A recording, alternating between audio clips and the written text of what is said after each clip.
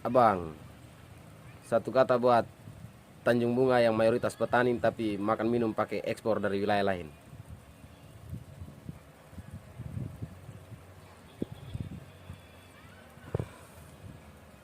Jadi kondisinya begini, petani sedari awal itu dalam sejarahnya sudah menemukan kejayaan, yang mana pada masa lalu itu petani Tanjung Bunga bahkan seluruh flotil sudah punya kemampuan untuk memandirikan dirinya, yang bisa diukur dengan kemampuan para orang tua leluhur kita dulu untuk membayar belis ketika menikah dengan barter padi ditukar dengan gading. Itu dulu, bahwa padi bisa ditukar dengan gading pada masa itu. Sesungguhnya kejayaan petani itu tidak boleh sirna. Perjalanan selanjutnya terjadi evolusi, teknologi masuk, perubahan zaman terjadi. Kebutuhan utamanya berpindah dari barter menjadi nilai tukar rupiah. Ketika terjadi nilai tukar rupiah, petani kehilangan harapan. Letak masalahnya bukan pada lahan tidak memberikan hasil pertanian lagi, tetapi hilirisasi tentang pertaniannya belum mampu kita jangkau pada saat itu sampai dengan 1-2 tahun belakangan ini. Produksinya tinggi, pasarnya tidak ada. Maka para petani mengubah mindsetnya, cara pikirnya untuk terus bertani yang berorientasi pada rupiah.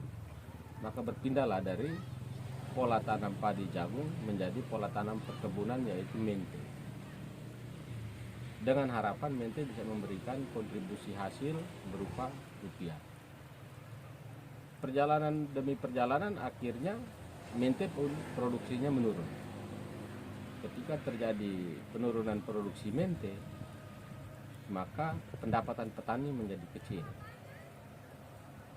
Ketika terjadi transformasi tanaman jagung padi menuju ke mente, maka lumbung-lumbung pangan berupa padi ataupun jagung di petani menjadi terbatas.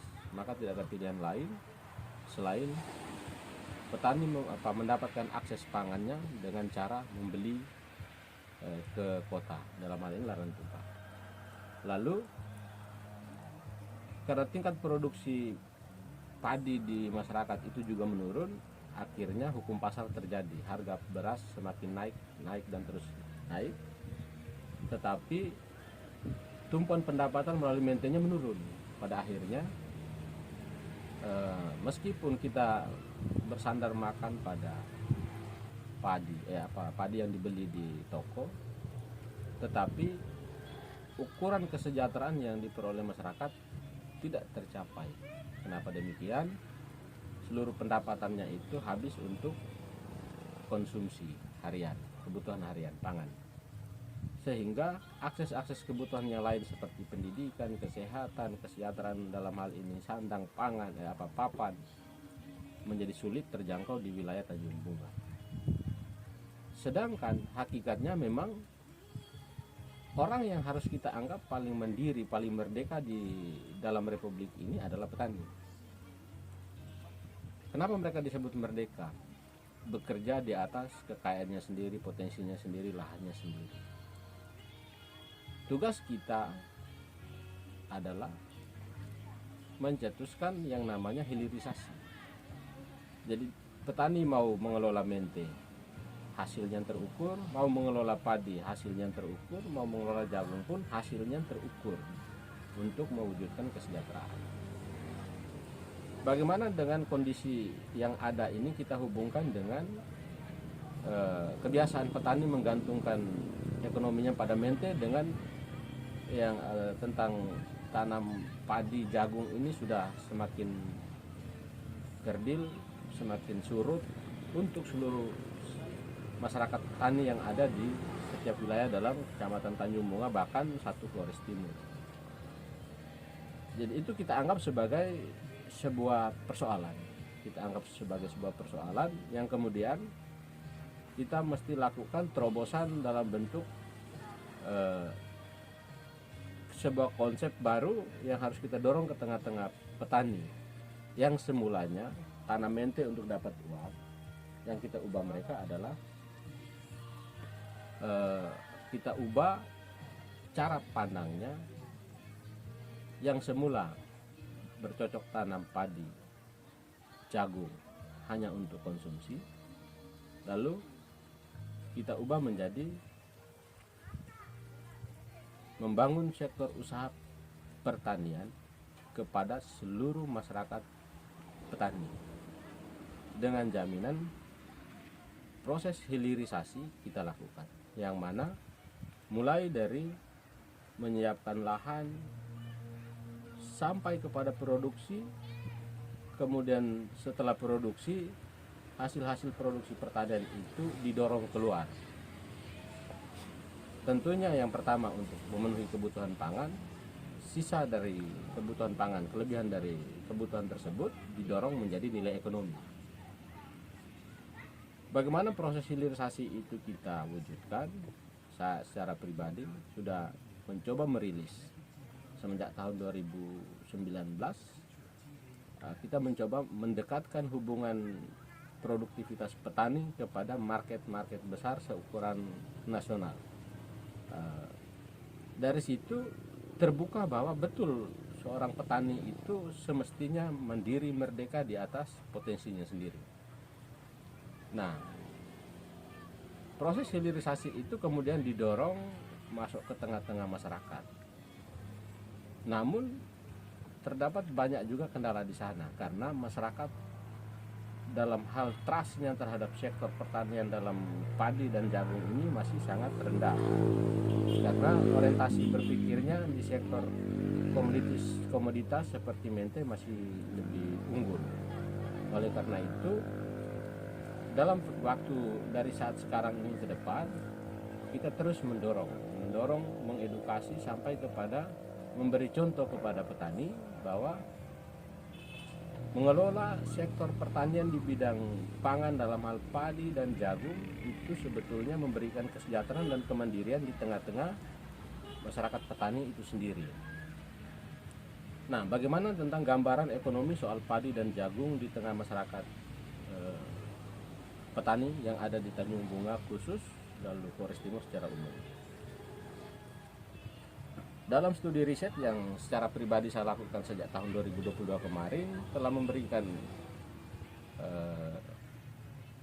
hasil riset di sektor tanaman padi dan juga di sektor tanaman jagung. Tanaman jagung ketika kita kelola di atas lahan yang efisiensi lahannya sangat baik, maka sesuai dengan data riset itu menghasilkan produktivitas jagung 7-12 ton dalam 1 hektar. Yang artinya 7-12 ton ini ditukar menjadi nilai rupiah, maka dengan kondisi harga pasar kita taksir taruhlah yang berkembang hari ini adalah 4.500, itu peluang pendapatan petani kotor di angka kisaran 35 sampai dengan 50 juta dalam sekali panen. Nah, pencapaian pendapatan sebesar 35 sampai 50 itu kalau kita tukar dalam setara sosial masyarakat, 35 seukuran pegawai negeri golongan 3, 50 itu pegawai negeri kesehatan atau pendidikan yang mendapat sertifikasi khusus. Lalu bagaimana mungkin kita anggap sektor pertanian menjadi bukan sektor unggulan di tengah-tengah masyarakat kita? Oleh karena itu, agar mata rantai pasar pangan kita ini diputuskan, ajakannya cuma satu yang akan kemudian menjadi komitmen kita bersama, yaitu kita kembalikan seluruh masyarakat tani ke habitatnya masing-masing. Petani jagung pulang ke pertanian jagung, yang punya potensi padi, lahan untuk cocok tanam padi, kita kembalikan untuk mengurus sektor tanaman pangan dalam bentuk padi. Pada petani yang memang punya potensi ada di laut, kita kembalikan mereka untuk menjadi masyarakat tani nelayan. Lalu tanpa kita abaikan produktivitas lainnya seperti tanaman mente, kemiri, kelapa, dan lain-lainnya. Pada prinsipnya sederhana, ketika kita dorong masyarakat kembali ke habitatnya, maka kita sertakan yang namanya intervensi kebijakan yang mumpuni. Kegagalan kita sejauh ini karena memang secara pribadi saya menilai para petani yang notabene 75% tersebar di wilayah Kabupaten Flores Timur ini mendapatkan akses untuk mengelola pertanian itu perjuangannya secara orang perorangan tanpa ada intervensi yang maksimal dari pihak pemerintah ataupun pihak manapun. Yang terjadi malah dengan keterbatasan kemampuan yang dimiliki petani itu sendiri, petani berusaha mencoba untuk memenuhi seluruh kebutuhan hidupnya dengan perjuangannya secara individual. Kalaupun terjadi itu perjuangan secara kelompok, tetapi itu kita tetap nilai sebagai perjuangan perorangan karena tanpa ada intervensi kebijakan yang merata, yang unggul, yang prioritas dari kebijakan negara, pemerintah terhadap pertanian. Nah, andai kata itu kita dorong menjadi kebijakan yang serius, kebijakan yang unggul di tengah masyarakat kita melalui kebijakan pemerintah daerah ataupun masyarakat secara sadar untuk mengelola potensinya secara maksimal, saya sendiri berkeyakinan bahwa mata rantai kita untuk bergantung pada sektor pangan dari daerah lain menjadi semakin kecil. Siapa bilang kita tidak sanggup? Ketika kita lakukan studi di sektor padi, di atas lahan yang efisiensi lahannya mencapai 100%, katakanlah sawah. Sawah mempunyai efisiensi lahan 100%. Sementara produktivitas padi di atas lahan sawah untuk menghasilkan gabah padi di atas lahan sawah itu mencapai 6 sampai 7 ton dalam 1 hektar. Lalu untuk menjadi beras di atas gabah padi sebanyak 6 atau 7 ton itu, nilai tukarnya mencapai 60% dari gabah. Yang artinya 6 sampai 7 ton menjadi beras itu kisaran sekitar 3,5 sampai 4 ton.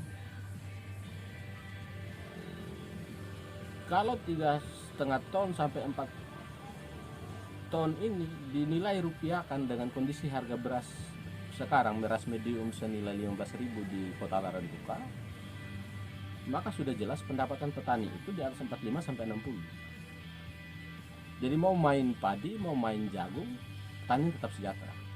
Tantangannya adalah masyarakat kita belum menyadari kalau padi dan jagung di atas lahan yang dia miliki punya potensi yang sangat besar. Kerja keras kita yaitu menyadarkan para petani untuk kembali ke habitatnya, bercocok tanam padi, bercocok tanam jagung, sehingga ukuran-ukuran kesejahteraan itu bisa dicapai oleh petani itu sendiri sebelum intervensi dari pihak pemerintah secara massal. Nah, dengan kemampuannya sendiri saja sudah bisa memberikan kontribusi hasil sampai dengan bisa menemukan tingkat kesejahteraan di tengah-tengah masyarakat, apalagi kalau ini didorong menjadi kebijakan skala daerah, maka sudah tentu mengembangkan pertanian secara massal di tengah-tengah masyarakat major 75% petani ini, otomatis daerah ini akan maju sendiri. Karena Dengan meningkatnya kesejahteraan para petani, pendapatan para petani, otomatis daya beli di tengah-tengah daerah kita ini akan meningkat. Ketika daya beli itu meningkat, maka tidak ada lagi gap sosial di tengah-tengah masyarakat. Semua masyarakat mempunyai kesempatan untuk memperoleh kesejahteraan. Itulah kenapa gambaran sektor pertanian ini menjadi penting. Meskipun kenyataan hari ini kita masih mengakses pangan itu bertumpu pada tanaman pangan padi yang bersumber dari daerah lain, notabene lebih banyak dari Sulawesi, tidak menutup kemungkinan untuk kita berusaha, kita membangun komitmen, kita membangun konsep untuk kita kembali bertani dan temukan kesejahteraan. Nah, oleh karena itu, melalui ruang singkat ini, saya menyampaikan kepada seluruh masyarakat petani, jangan takut bertani. Karena menjadi petani, kita sebetulnya kita sedang menemukan kemandirian kita, kita mewujudkan kemerdekaan kita, dan kita menciptakan kesejahteraan kita tanpa intervensi oleh pihak manapun. Asal kita rajin, kita fokus, dan kita rawat potensi usaha kita di sektor pertanian seperti kita rawat diri kita sendiri. Itu saja kesempatan kali ini. Kurang dan lebihnya mari kita diskusi bersama.